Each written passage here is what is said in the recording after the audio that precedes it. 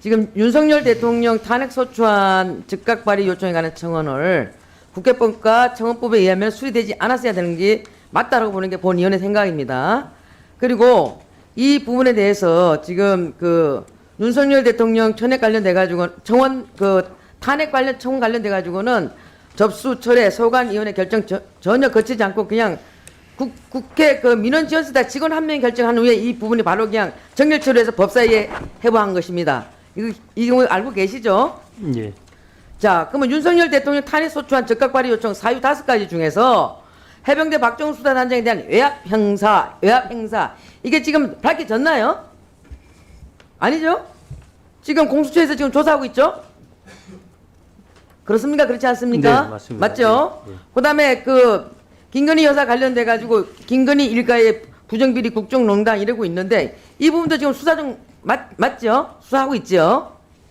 그렇죠? 네. 자, 전쟁 임기 조장, 평화 통일 의무 위반, 그다음에 더 나가서 강제징용 친일 해법 강행, 대법원 판결 부정했다. 또 하나 가서 후쿠시마 핵폐수, 그 해양 투기 방조, 국가의 국민 생명 안전권 침해, 이 5가지 사유가 이게 해당된다고 보십니까?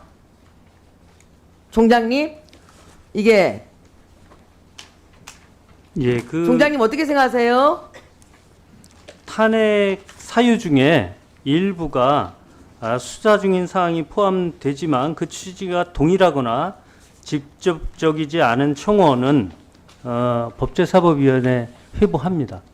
아니, 최소한도 대통령 탄핵 사유를 5가지를 들면서 2가지는 수사 중이고 3가지는 누가 봐도 그게 허무맹랑한 얘기 아닙니까?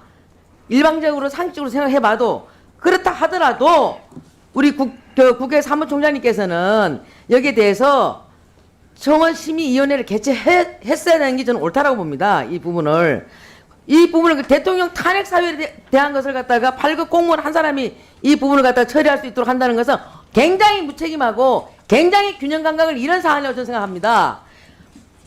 문재인 대통령 그 탄핵에 관한 청원에 관련돼 갖고는 이 부분에 대해서는 청원심의위원회를 3회에 거쳐서 개최를 했어요. 알고 계십니까? 그렇게 해서 불수리 사항에 해당된다고 결정했습니다. 그렇습니까? 안 그렇습니까? 네, 한 번 했었습니다.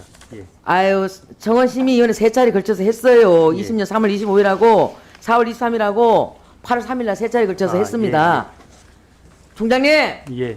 대통령 탄핵 사유에 대한 것이 굉장히 중대하고 굉장히 함부로 다룰 문제가 아닙니다. 그럼 최소한도 청원심의위원회 개최를 했어야 되는 게 저는 옳다라고 보는 게 본위원회 판단입니다.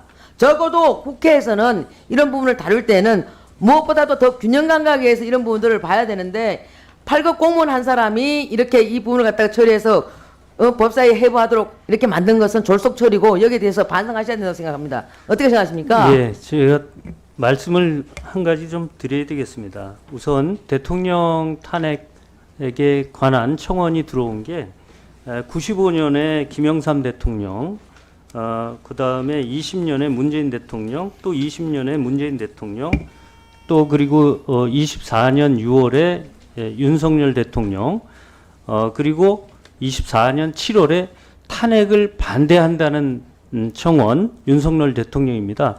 이 모든 것이 법사위로 올라갔다는 말씀 드리고요.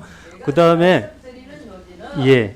최소한도 그 심의위원회를 거쳐야 되는 거 아니냐라는 지적하고 있는 거예요. 예, 그래서요. 이 지금 굉장히 많은 동의서가 들어오지 않습니까? 그래서 인력을 더 충원하고 이것에 대해서 꼼꼼히 살펴보겠다는 말씀을 드리겠습니다.